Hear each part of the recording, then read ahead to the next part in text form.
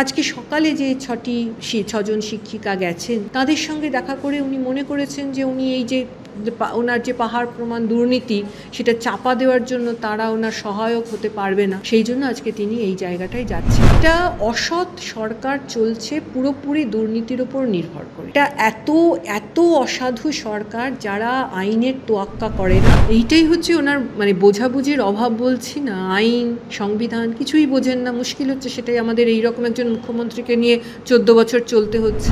Ma'am, স্বাস্থ্য থেকে শুরু করে শিক্ষা সব জায়গাতেই দুর্নীতি। আমরা দেখতে পাচ্ছি জুনিয়র ডাক্তার কাউন্সিলিং হয়ে যেখানে তাদের পোস্ট দেওয়া হয়েছিল সেই পোস্টও নাকি লিস্ট বেরোনোর পর পরিবর্তন করে দেওয়া হয়েছে শুধুমাত্র তারা আরজি কর আন্দোলনের মুখ ছিল বলে। অন্যদিকে এই যে শিক্ষা ব্যবস্থায় 6 জন প্রতিনিধি দল মুখ্যমন্ত্রী বৈঠকের পর আজকে দেখা করতে গেছিলেন, তাদেরকে পুলিশ একেবারে আটক করে নিয়ে যায় কালীঘাট থানার উদ্দেশ্যে। কিভাবে দেখছেন এই পুরো বিষয়টি? স্বাস্থ্য থেকে শিক্ষা পশ্চিমবঙ্গে মোটামুটি ধ্বংসের দিকে চলে গেছে, এটা নিয়ে কোনো সন্দেহ নেই। এবং সবচেয়ে খারাপ অবস্থা হচ্ছে শিক্ষার, কারণ শিক্ষা মানে আমরা সবসময় বলে থাকি না যে একটা জাতির মেরুদণ্ড হচ্ছে শিক্ষা, এবং শিক্ষা যদি শেষ হয়ে যায় কোনো একটা রাজ্যে তাহলে অবশ্যই সেই রাজ্যের বলতে হবে বা সেই জাতির বলতে হবে মেরুদণ্ডটাই ভেঙে যাওয়ার মতো জায়গায়। আমাদের রাজ্যে যেটা ঘটছে যে সরকারি শিক্ষা ব্যবস্থাকে সম্পূর্ণ ধ্বংসের পথে এগিয়ে দেওয়া হয়েছে। মানে এটা হচ্ছে 14 বছর, গত 14 বছরে সবচেয়ে বেশি আঘাত এসছে সরকারি শিক্ষা ব্যবস্থায়। সরকারি স্কুলগুলো বন্ধ হয়ে যাচ্ছে, সরকারি কলেজ বিশ্ববিদ্যালয়গুলোর এখন প্রায় ধুঁকছে এরকম একটা পরিস্থিতি। শিক্ষক নিয়োগ নিয়ে পাহাড় প্রমাণ দুর্নীতি। এই যে দুর্নীতিগুলো ঘটেছে, যেগুলো বাইরে এসেছে সেটা কিছুটা মাত্র। আমাদের ধারণা যে আরও অনেক বেশি দুর্নীতি আছে শিক্ষাক্ষেত্রে ঘটেছে, যে দুর্নীতিগুলো এখনো পর্যন্ত আমাদের সামনে আসেনি। তাছাড়াও সমস্ত ধরনের নিয়োগ বন্ধ। আজকে স্কুল শিক্ষক অনেকে বঞ্চিত যারা বসে আছেন, অনেকে চাকরিহারা যারা এখন বিকাশ ভবনের সামনে যারা রয়েছেন, তাদের মধ্যে 6 জন গেছেন, এদের কথাটা বাইরে আসছে। কিন্তু এর বাইরেও তো শিক্ষক নিয়োগ কত বছর হয়নি স্কুলে। গত এসএসসি পরীক্ষা 2016 সালে তার এই রকম পরিস্থিতি। টেট পরীক্ষা যেটা হয়েছে 2021 সালে বোধহয়, তার নিয়োগ এখনও হয়নি। সুতরাং এই সমস্ত নিয়োগ বন্ধ হয়ে বসে আছে, শিক্ষাটা একেবারে ভেঙে চুরমার হয়ে গেছে। স্বাস্থ্য ব্যবস্থা সম্পর্কে আমাদের জানা ছিল যে দুর্নীতি কীরকম ঘটছে, আধিপত্যবাদ কিভাবে মাথাচাড়া দিয়েছে স্বাস্থ্যক্ষেত্রে, হাসপাতালগুলোতে, সরকারি হাসপাতালগুলোতে। কোনো ডাক্তারের পোস্টিং থেকে শুরু করে সব কিছু সরকারের প্রিয় কয়েকজন ডাক্তার বা মুখ্যমন্ত্রী বা তার কোনো নেতা, এই তৃণমূল কংগ্রেসের কোনো মন্ত্রী, তাদের সঙ্গে যারা আছেন বা তাদের ঘনিষ্ঠ কোনো ডাক্তার, তারাই এই সিদ্ধান্তগুলো নিচ্ছেন। এটা আমরা কিছুটা জানতাম, কিন্তু সেটা প্রকাশ্যে বাইরে এসেছে আমাদের যে আরজি করে আমাদের যে তরুণী ডাক্তার, তার মৃত্যুর পরে এই ঘটনাগুলো এসেছে। সেখান থেকে আজকে এই বিষয়গুলো খবরে উঠে আসছে। যারা এই আন্দোলনের মুখ ছিলেন তাদের কাউন্সেলিংয়ের পর তাদের পোস্টিংটা আলাদা করে দেওয়া হয়েছে, এই কথাগুলো উঠে আসছে। কিন্তু এর পেছনেও, এর আগেও ছিল, এগুলো ছিল না তা না, এগুলো আস্তে আস্তে বাড়ছিল। এই ঘনিষ্ঠ কেউ যে আধিপত্য বিস্তার করে দিচ্ছে সমস্ত স্বাস্থ্য ব্যবস্থাটার ওপর, এগুলো ধীরে ধীরে বাড়ছিল। ডাক্তাররা তখন অনেকটাই মুখ বন্ধ করে সহ্য করে নিচ্ছিলেন।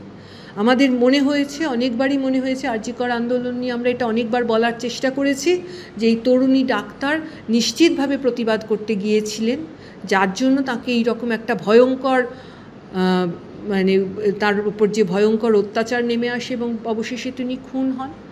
এবং একইভাবে যারা সেই সময় আন্দোলনের মুখ হয়ে উঠেছিলেন, এত বড় একটা আন্দোলন যেটা সামগ্রিকভাবে নাগরিক সমাজকে জড়িয়ে নিয়ে আন্দোলন, এই আন্দোলন তো আমরা পশ্চিমবঙ্গে আগে কখনো দেখিনি। আরজি কর নিয়ে যে আন্দোলন হয়েছিল, এই আন্দোলন আমাদের মনে রাখার মতো আন্দোলন। অতীতে যদি হয়েও থাকে, আমরা এই সময়কার প্রজন্ম যারা বয়স্ক তারাও অন্তত সেইটা দেখিনি। সুতরাং এই আন্দোলনকে নিশ্চিতভাবে আমাদের কাছে মনে রাখার মতো একটা আন্দোলন। সুতরাং সেই আন্দোলনের যে মুখ, তাদের জন্য শাস্তিমূলক ব্যবস্থা নাও। এবং তার জন্যই পরপর মানে আজকে দাঁড়িয়ে এদের বিরুদ্ধে হচ্ছে, দেবাশিস হালদার এবং এদের হচ্ছে। তার আগে সুবর্ণ গোস্বামীকে একইভাবে ট্রান্সফার করা হয়েছে।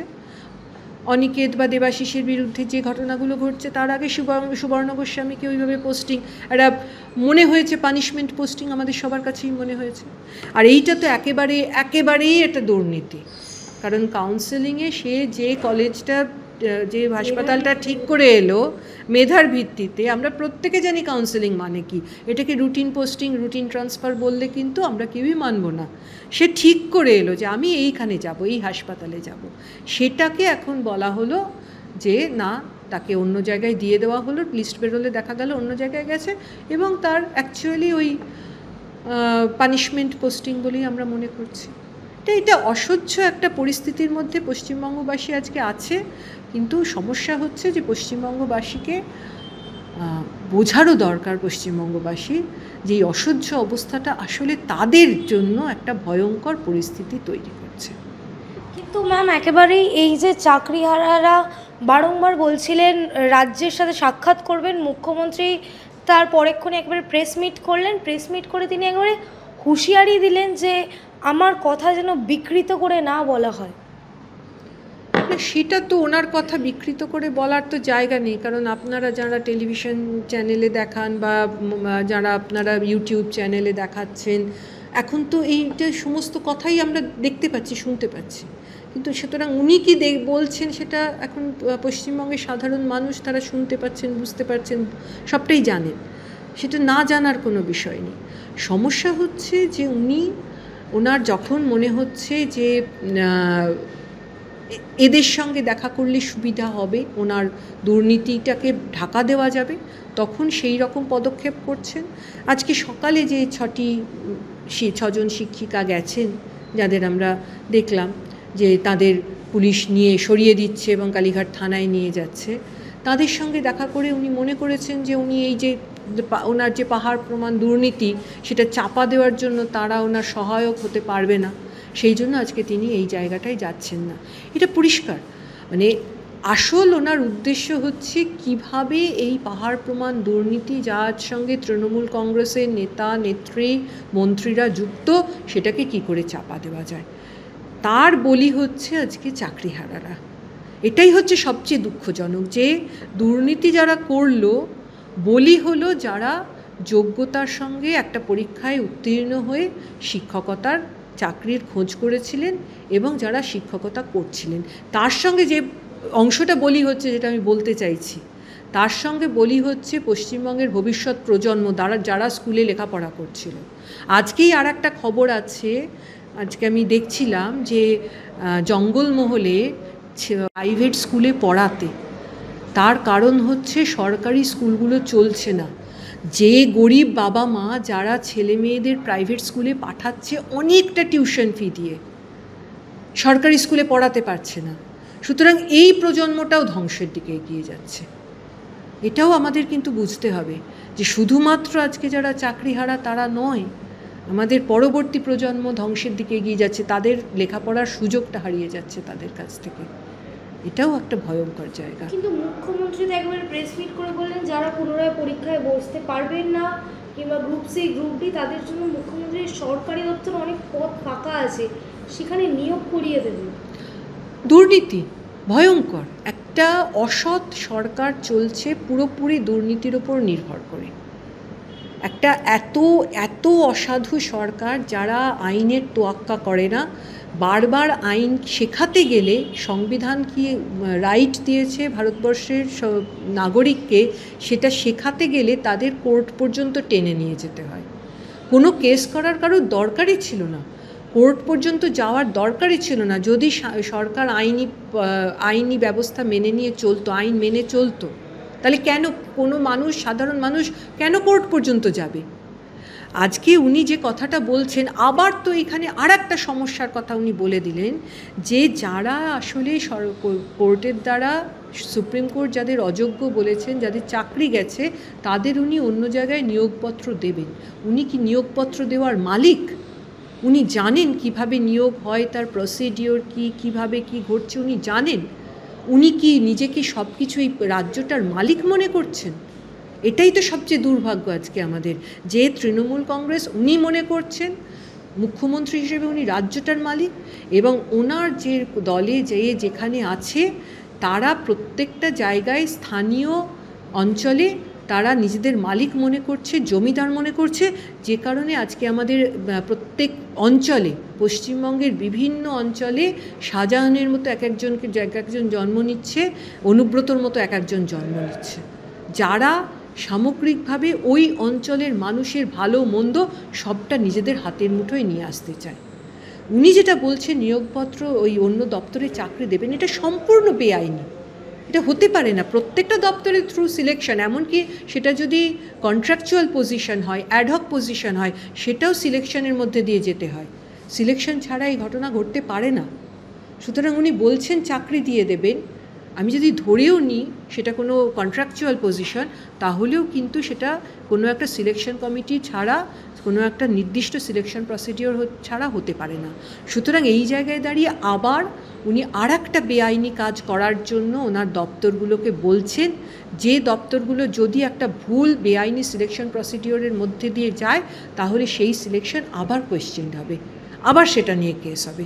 সুতরাং এইখানে উনি আবার সে একটা বেআইনি দুর্নীতির রাস্তা খুলে দিচ্ছেন। ম্যাম, একেবারে শেষ প্রশ্ন, এই যে দুর্নীতি তিনি একের পর এক নিজে প্রেস মিটে ইভেন যেটা বললেন, আপনিও বললেন সেটা দুর্নীতি, সেই জায়গায় দাঁড়িয়ে মুখ্যমন্ত্রী বারংবার শুধু একটি প্রসঙ্গ বলেন যে সরকার তো চাকরি দিচ্ছে, তাহলে মানে আইনজীবীরা যদি মামলা করে এটা খারিজ করে দেয়, সরকারের কী দোষ? সরকার তো প্যানেল ক্যান্সেল করেনি, উদ্দেশ্য প্রণোদিতভাবে কিছু স্বার্থপর মানুষ প্যানেলটা ক্যান্সেল করিয়েছে। এইটাই হচ্ছে ওনার মানে বোঝাবুঝির অভাব, বলছি না, আইন সংবিধান কিছুই বোঝেন না। মুশকিল হচ্ছে সেটাই, আমাদের এই রকম একজন মুখ্যমন্ত্রীকে নিয়ে 14 বছর চলতে হচ্ছে। একটা সরকার এমন একটা পদ্ধতির মধ্যে দিয়ে চাকরি দিল, সেটা পুরোপুরি দুর্নীতি, যেটা আজকে সামনে চলে এসেছে। সেই দুর্নীতিকে আপনি দেখবেন একবারের জন্য কিন্তু এই দুর্নীতিটা খারাপ হয়েছে, অন্যায় হয়েছে উনি কথাটা বলেননি। তার মানে এই দুর্নীতির পক্ষে উনি দাঁড়াচ্ছেন। উনি যখন পক্ষ নিচ্ছেন তখন সেই দুর্নীতি যারা করেছে তাদের পক্ষ নিচ্ছেন। সুতরাং আমরা এটা ভাবতে বাধ্য যে এই দুর্নীতির সঙ্গে উনিও যুক্ত। একটা দুর্নীতির বিরুদ্ধে যিনিই কেস করে থাকুন, উকিলরা তো নিজেরা গিয়ে কেস করেন না, যারা লয়ার, যারা অ্যাডভোকেট, তারা নিজেরা গিয়ে কেস করেন না। আপনি একজন ভারতবর্ষের নাগরিক হিসেবে কেস করবেন, আপনাকে সহায়তা করার জন্য একজন অ্যাডভোকেট লাগবে কি একজন লয়ার লাগবে, এটাই হয়ে এসছে ভারতবর্ষের আইন তাই। সুতরাং এবং সেখানে বিচারপতিও শুধু একজন লয়ার কেস করলেন বলে নির্দেশ দেন না। এটা যদি উনি বলে থাকেন তাহলে সমগ্র বিচার ব্যবস্থার দিকে আঙুল তোলা হচ্ছে, যেটা আরও ভয়ঙ্কর। এখনও পর্যন্ত ভারতবর্ষের নাগরিক বিচার ব্যবস্থার উপর কিছুটা হলেও আস্থা রাখছে, এবং সেখানে যদি একটা রাজ্যের মুখ্যমন্ত্রী বিচার ব্যবস্থার উপর আঙুল তুলে থাকেন তাহলে কিন্তু সেটা আরও ভয়ঙ্কর। ওনার দরকার ছিল যখনই এই দুর্নীতিটা সামনে এলো, সঙ্গে সঙ্গে যদি উনি এর সঙ্গে যুক্ত না থাকেন, সঙ্গে সঙ্গে দুর্নীতিপরায়ণ মানুষগুলোকে ওনার দল থেকে বাদ দেওয়া, ওনার হাতে তো পুলিশ, দুর্নীতিপরায়ণ মানুষগুলোর বিরুদ্ধে ব্যবস্থা নেওয়া, এবং এই দুর্নীতি যারা করেছে তাদের জেলে ঢুকিয়ে তারপরে এখান থেকে কিভাবে বেরিয়ে আসা যায় এটা ঠিক করা। এইটা ওনার দিক থেকে দরকার ছিল। একজন মুখ্যমন্ত্রীর কাছ থেকে আমরা এটাই এক্সপেক্ট করি, কিন্তু উনি সেটা তো করলেনই না। উল্টে যেটা করলেন, বিচার ব্যবস্থা, যে বিচার ব্যবস্থা দুর্নীতির বিরুদ্ধে রায় দিয়েছে, সেই দুর্নীতির বিরুদ্ধে উনি সেই দুর্নীতির পক্ষে দাঁড়িয়ে দুর্নীতির বিরুদ্ধে রায়টাকে উনি চ্যালেঞ্জ করছেন, মানে ভারতবর্ষের বিচার ব্যবস্থাকে চ্যালেঞ্জ করছেন। এটা পরবর্তীকালে ভারতবর্ষের বিচার ব্যবস্থাকেই দেখতে হবে যে এই রকম ধরনের মানুষ প্রশাসনিক পদে আদৌ থাকতে পারেন কি না। আমি মনে করি পরবর্তীকালে ভারতবর্ষের বিচার ব্যবস্থা, তাদের কাছে আমার যে বিচারক যারা আছেন তাদের কাছে সাধারণ নাগরিক হিসেবে আমার এটাই আর্জি থাকবে, এই রকম ধরনের মানুষ এরকম যারা বলেন তারা প্রশাসনিক পদে কী করে থেকে যান সেটা নিশ্চিতভাবে সবাই দেখবে।